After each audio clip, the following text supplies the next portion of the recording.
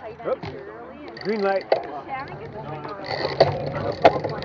No, not anymore. Oh, hell yeah, we're going back. One of the things I have not spoken about recently are my specific goals for this year. Hey cycling community, this is Steve Grusis, the Cycling Greek. During the off season, or rather at the beginning of the off season, I pretty much know what my goals are going to be for the next year and I design my program around it. Usually those goals are determined in one of two ways. Are there major events, such as nationals, that I want to attend? I think about doing nationals and districts usually after I turn a 5-year increment. So for example, this last time when I turned 65, that's a new 65 to 69 category I can compete in, and that's when I'm looking at that. So usually I'll be looking at that when I've turned 65 or 66. The second type of situation that can dictate how I determine my goals for the following year are what happened the previous year. And that's the major goal determining factor I am using for this year. There were a couple of items from last year that I identified that I had to improve upon, much less overcome. The first is being stronger on the flats. Last year, I hadn't done any work to improve on that at all. I started doing work on that day one in the off season.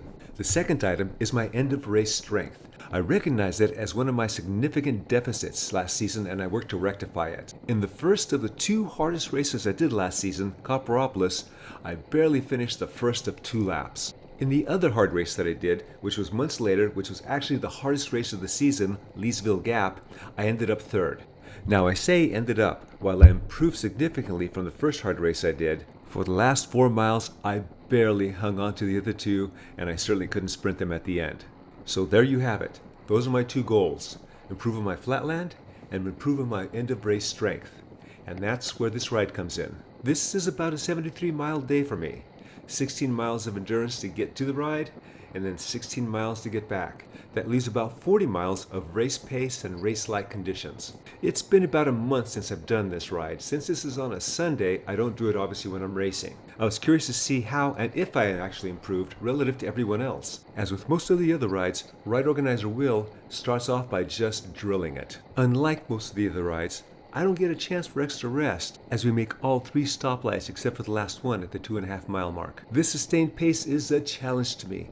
I'm trying to stay as low as possible so I don't create any more of a wind block than I already am. I'm also trying to stay close to the wheel in front of me, which is a bit dangerous since I'm not familiar with this rider. And it seems that this pace was a challenge to him too. I already had to tap the brakes once, which got me yelled at. I then moved to the side and about 40 seconds later, there was the opportunity for me to move up. I have to admit, on these recent rides, being able to fill a gap with this group and still hang on amazes me. After Will had finally pulled off from his 2.5-mile killer pull, we were still going fast, but not quite as fast. I was thankful, and I'm sure a number of the others were thankful too. When these rides first started up this season, it would be rare that I would take a pull, especially in the beginning, because I just didn't have the confidence that I could survive the rest of the ride if I spent that energy, much less be able to hang on after I pulled off. Now, I'm a lot more confident. Typically, when you have a strong rider pulling in the front, nothing out of the ordinary happens. When you don't, things can happen. Will took a flyer. So being at the front and I still had some legs, I decided to just increase my pace and see what I could do to limit the damages. My speed's around 27, my watts are around 450, so I figured I'd do this, pull off, and then get on somebody's wheel and work to get Will back. Many of the others did not have that point of view. Even though my watts are over 400 and my speed is now 29, I know this isn't going to last. I gotta get on a wheel to get me up there. I don't know what's going on behind me, but I know there's not too many more wheels for me to try and hang on to. I am hoping that once the group establishes up there, that they'll all be pretty well reamed and that they'll slow up a bit, and that'll give me a chance to reconnect. Now there's 2 riders left. And one of them is Jeff, who's now going in front of me, and he had just taken the pull before me. So while I had the unenviable position of being caught out at the front on that attack, he had the equally unenviable position of having to recover from his strong pull. The pack did slow up in the front, and momentarily just enough for the rider that was with Jeff to be able to get to them. As for Jeff and I, we just didn't have the legs, we weren't going to make the split. So now the decision came for me, what to do. If I eased up and then reconnected with them after the turnaround, well, that would have been wasting part of this workout and an opportunity for me. So it's time to put in the work and see what I got, and fortunately being with Jeff likes to work too. It also helped that it was motivating to have the pack this close. I could see they were taking polls, and I was hoping that most of the riders there still had tired legs. Jeff and I never let up, even when the pack became out of sight. After 22 minutes of working our chase, we finally caught up to the first remnant of the pack. This guy was obviously strong. We were now a pack of 3. After another 3.5 minutes of hard chasing, we caught up with Joe. Now we're a pack of 4. After a couple more miles of continued hard chasing, we got to the intermediary climb, where the accumulated workload and gravity forced Jeff off the pace. That made us a group of 3 again. However, a couple miles later, we picked up another rider. We were back to a group of 4. On a 1-mile climb about 4 kilometers from the turnaround, the accumulated workload and gravity finally got me. I slowly came off the pace. I was thinking that these guys are not going to be able to sustain their pace, and I just need a couple of easy strokes, and then I'll catch them before the top. That was a lot of confidence, but that confidence wasn't realized. Well, it was partially realized. About half-mile into the climb, I caught one of the riders that had fallen off the group of 3. Confidence was still high. I was thinking I was going to get them too. Near the top, however, my chase partner dropped me with what turned out to be his characteristic high-cadence crunch time effort.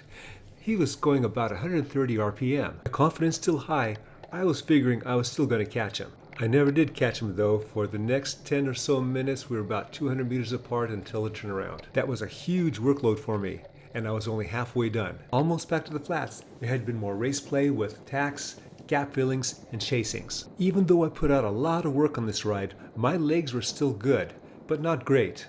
It was going to be a toss-up whether I was going to be able to get to the flats with these guys or not. Once I got to the flats, things would be easier, but not easy. The major factor in determining whether I was going to get to the flats with these guys is going to be what the stronger riders are going to do. The first of 2 critical points for me is this climb coming up. After that, there's another little climb before the drop, which is a typical kind of sprint point. With my wattage in the low to mid 200s, it doesn't seem like I'm putting out a lot of energy, and I should be getting an easy ride to the top right now. But let me tell you, I am concentrating on the wheel in front of me because I don't know how much energy I have left. Now you see the gap starting to open as the wattage is going up. I'm now doing over 400 watts just to try and connect. The people in back of me are looking to pass, which they do eventually. Even though I hope they ease up over the top, I'm pretty confident that I can't do much about it right now. A few minutes later, when I got to the town of Friant, I could look down the road and see that they were starting to leave the town of Friant. I never did catch them, so now I had 25 miles to get back home. This was another opportunity for me to keep working my goal. Other than the time that I spun easy for 1 mile going through the park, and the other time where I caught up to Steve and his mate and I slowed the gap for a while, I was doing endurance. Focus endurance for the entire balance of the remaining time. When I got home, I was tired and I was hungry. It was a good workout, and which made it a great day. I hope you enjoyed this video and you got something out of it. Remember, make your goals, make your plans. As always, remember, because it helps the channel, comment, like, subscribe. The Cycling Greek.